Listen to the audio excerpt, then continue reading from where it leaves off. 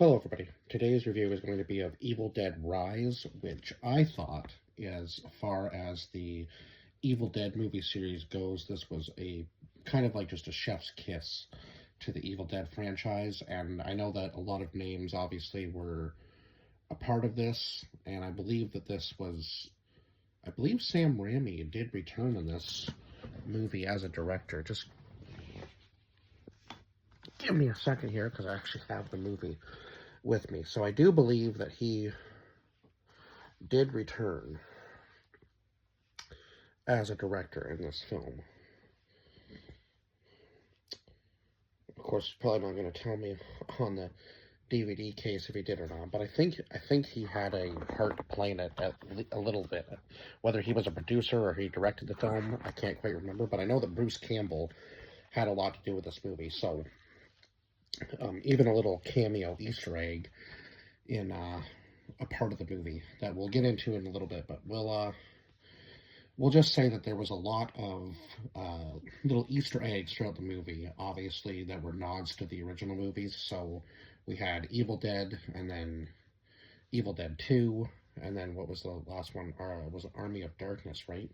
There were three in the original. There were three in the original trilogy, right? And then obviously we had like Ash versus Evil Dead, the show, which was kind of a little bit of nostalgia, but also I think a little bit different from like the old movies. And then obviously the Evil Dead movie itself in the, was it 2013, I think, when that movie came out. So this is kind of like, I guess, supposed to be a continuation of that, but it's also a nod to the classic films as well. So it's kind of cool to see the universe, even the Evil Dead universe, even now, just expanding as it is, and Evil Dead Burn coming out early next year, so really looking forward to that. Exactly how they're going to expand on this story, I don't know, but the way the movie ends, it basically sets up for uh, the aunt and the one daughter to kind of become like a deadite hunting team, essentially.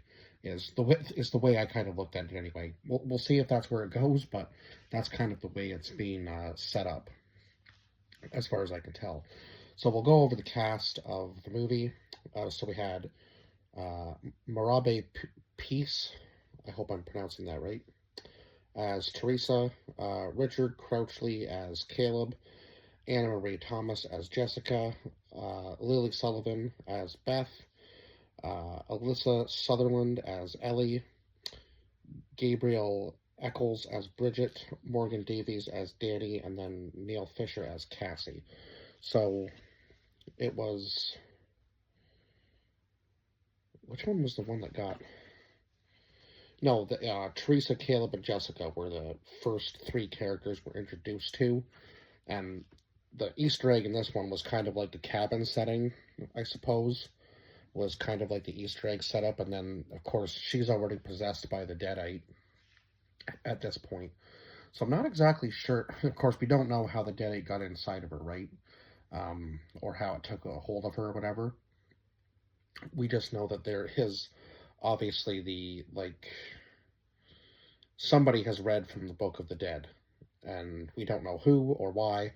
But then we go back to like this flashback of like one day earlier. So all of this in this little tiny apartment takes place within literally one day. So there's this little earthquake that happens, which opens up the hole in the parking garage after the kids go out to get the pizza or whatever.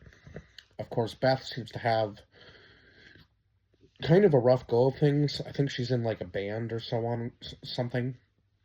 But she's also finds out that she's pregnant, of course. So she decides to go to her sister's place. Now, I'm not exactly sure how far her sister was from her, but she travels there anyway. And her sister kind of seems to be in like this rundown building apartment. It seems that her husband has left her and doesn't really want to have anything to do with her or the kids, which is rather unfortunate because those kid, well, especially the youngest kid, Cassie, probably doesn't really know what's going on, but she has like a pretty good idea.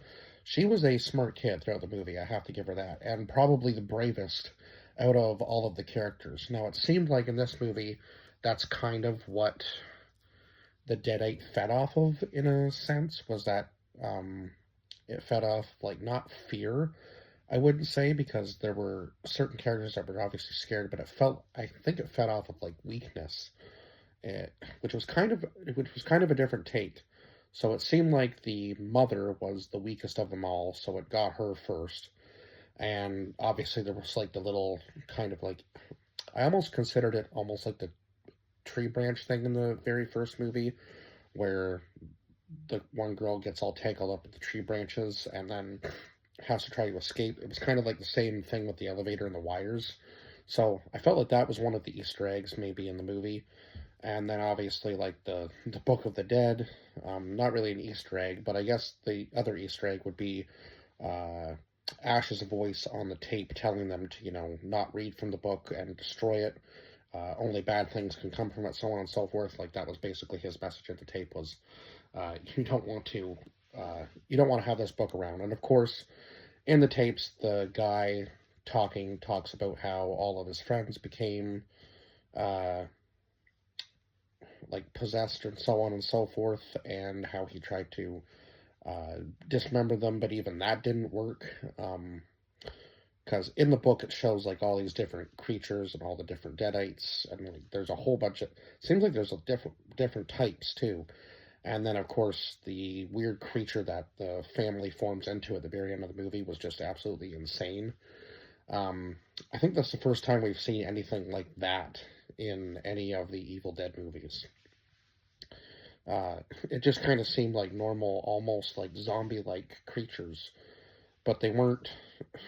They weren't really zombies. I guess they were kind of more possessed, in a sense. Like it's almost, yeah. It's hard to explain, really. I guess when you, unless you've really watched the movies, exactly what is going on with them, because it's like they're possessed, but they also, yeah. I guess it is basically possession, which is kind of weird.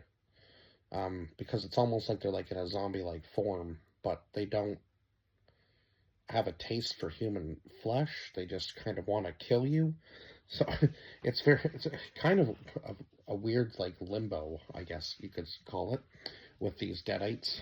Because I don't remember them having like a taste for human flesh in the old movies. It was just more like they kind of like fed off of fear, and the more scared of them you were, the easier it was for them to kind of like possess you, I suppose. That's kind of like the vibe I got from the first couple movies anyway.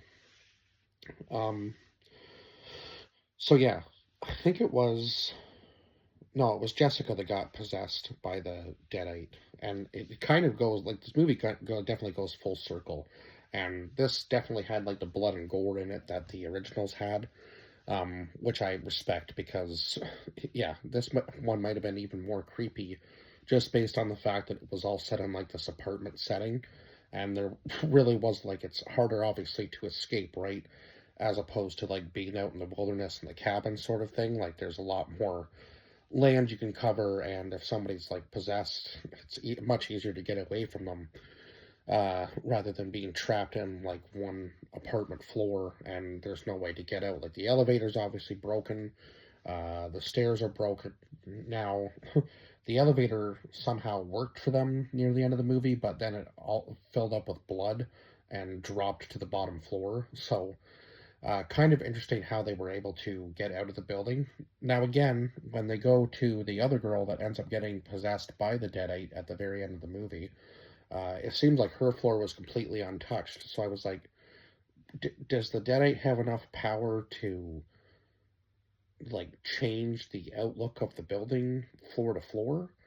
Like I was kind of confused by that part, but I feel like there's maybe some stuff that they didn't necessarily didn't explain just to kind of make you keep guessing as to what exactly was happening because her floor seemed completely fine, of course, but she did talk about the earthquake that kept her up, so she didn't get much sleep.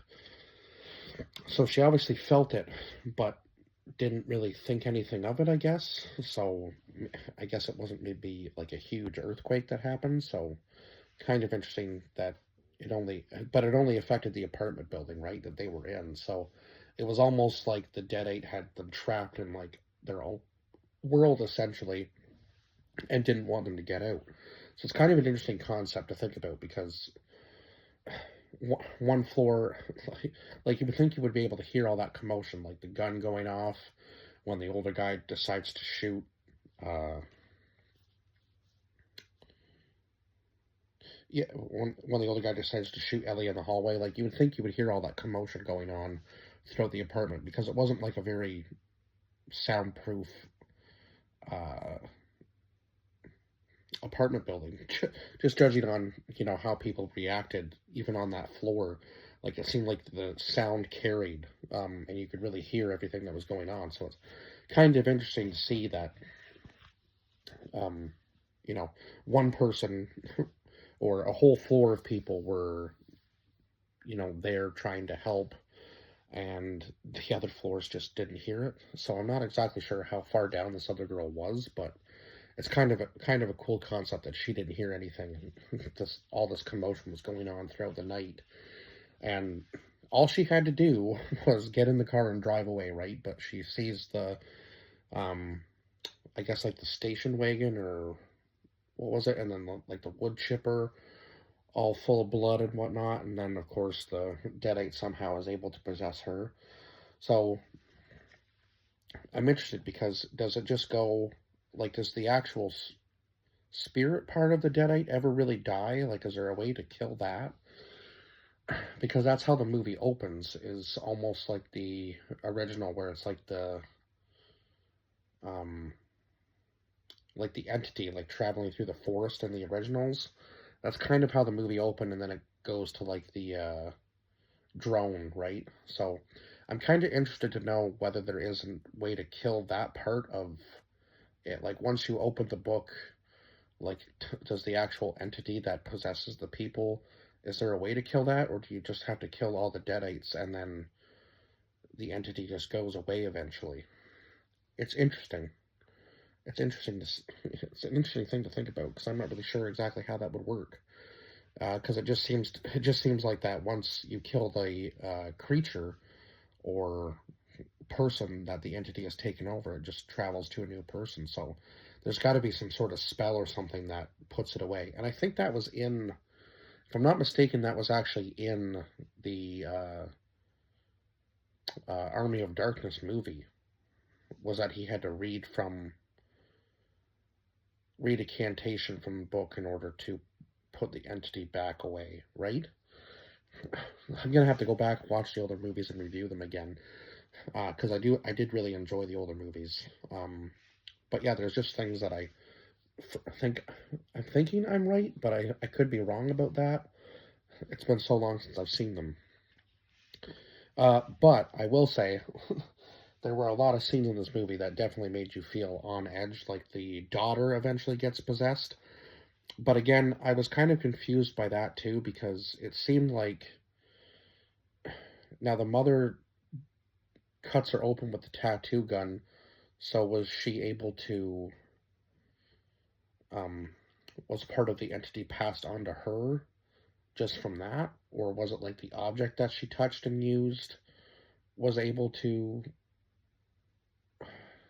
had something on it that was able to possess her? Because again, the aunt gets attacked a few times, like with the cheese grater and like the blood splashing on her. So I'm kind of confused as to how she didn't get possessed, and maybe it was because she wasn't, she didn't show any signs of weakness throughout the movie, and neither did the youngest kid really either. She showed one sign of weakness when she's attempting to trust her mother to let her back in, but after that, she was a she like smartened right up and was like, "You're not my mom anymore," so on and so forth, and really just trusted the aunt from that point on. Now the other two kids weren't necessarily the smartest. I will say that Danny, for sure, the one who took the book and decided to start playing the tapes, and then it was already too late once the cantation had started from the tapes. So I think he knew that he had made a mistake, and then of course the mother gets possessed first, and then she comes back into the house, and that's when things start to get obviously really weird, and then she does like the giant banshee scream in the bathtub scene after she wakes up, and you know, the whole mummies with the maggots now thing. Like the lines in this were like perfect. It was almost like, like the old movies where it was like the horror comedy thing, but obviously still pretty scary situation to be in. And then when the daughter gets possessed, Bridget, you kind of knew that they were all probably going to get possessed, like the three of them, because they kind of showed the most weakness out of anybody. And the younger daughter was brave enough to like hand weapons to the aunt throughout the entire time. So she was brave and smart. Like this kid definitely showed resilience throughout the movie, and for her to be that young and know the difference between the good and evil was absolutely insane. When the other two kids just kind of seemed to uh, easily fall prey to what was happening in every situation.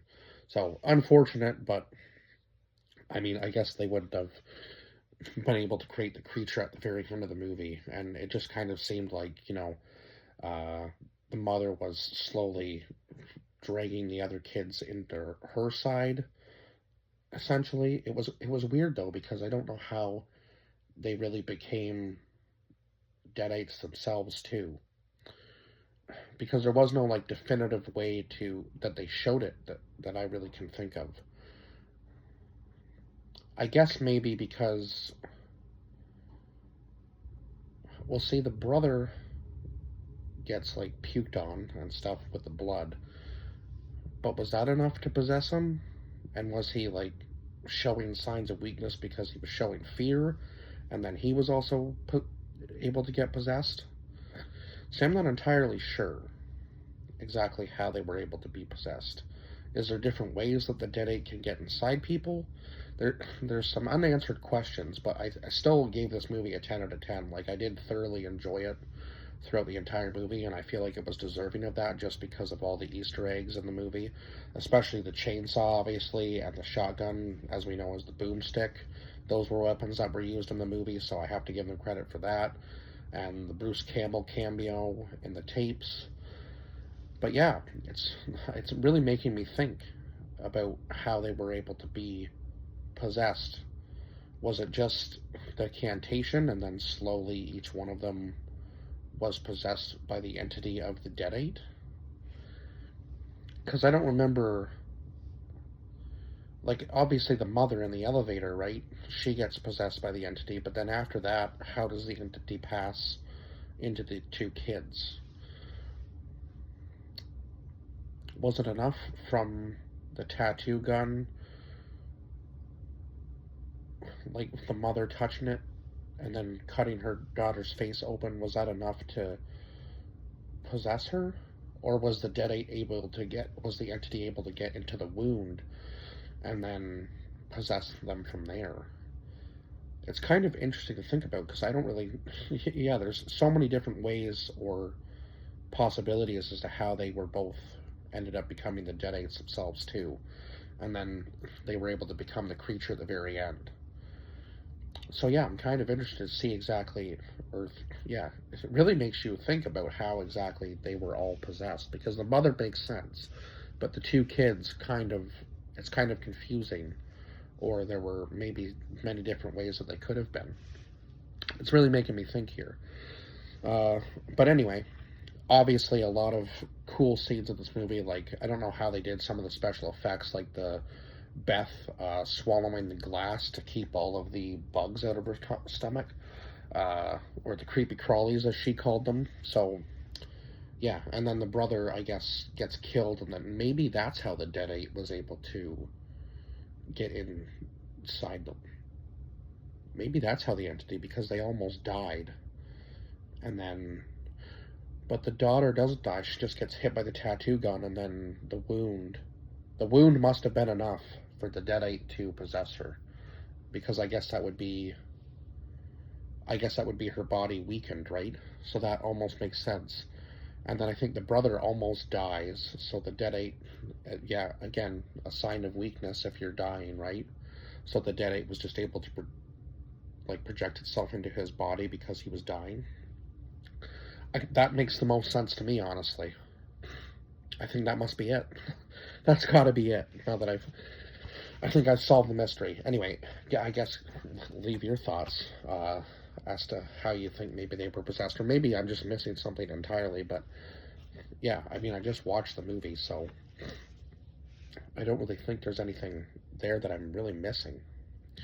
Uh, but yeah, the end scene, absolutely insane, where they're in the parking garage and the creature between the daughter, son, and the mother are like formed completely, and then she chops up the body with the chainsaw and puts it through the wood chipper, and then kicks her sister's head into the wood chipper at the very end, and then takes obviously Cassie with her out of the apartment building, and then as we know, Jessica at the very end gets possessed by the Deadite. So I'm thinking that's where they're gonna go from here with this movie. I hope that they follow more of the story of Jessica, obviously, because there's going to be a lot more to tell with that story. Now, I'm not exactly sure whether it's going to be an entirely new story with this movie, Evil Dead Burn, or not, or whether it's going to feature some of the characters from this movie. And I feel like they're going to have to hunt Jessica down, right? That seems to be kind of where at least it's leading. I'm not sure if that's is what's going to happen, but I feel like that could be what happens at the end. And obviously, some of the most brutal scenes, like with the cheese grater and the scissors right through the face of Ellie, was just absolutely insane. And the beginning where Jessica tears off Teresa's like whole scalp with just one, like ties up the ponytail and rips her hair off. I was just like, oh my god. And then yeah, it just rises from the water, so it shows you exactly how powerful this Deadite entity can be. Um, just absolutely insane. So I am interested to see exactly where they're going to take this story, because I feel like there's so many different ways they could do it. Because obviously, now that Cassie's going to be a little bit older, um, I would say probably teenager by now, right? So I feel like her and Beth are going to become like the new duo Deadite Hunter team, which is where I would take the story, right? Because, and then they've got to find a way to go back and get the book, because without the book, you're not going to be able to stop the Deadites, right? They're just going to keep coming. So, yeah, interesting to see exactly where they're going to take the story, or whether it's going to be a whole brand new story with each movie, which I wouldn't be mad about either, but I do hope that they continue this story into the next movie. That's just fingers crossed that's what they do, because I feel like there's still more to tell with these characters, but we'll see. Anyway, I've rambled on long enough now with my thoughts and I guess kind of like theories as to how some of the people were possessed in the movie. Um, because yeah, I'm just curious, because the mother does get everybody in the hallway, so that would make sense because she was able to kind of, I guess, pass the Deadite powers on to them. But yeah, the two kids are still a little bit confusing to me, but I think I've pretty much solved it there with my rambling and my thoughts. But anyway, yeah, I will see you guys in the next one. Bye bye for now.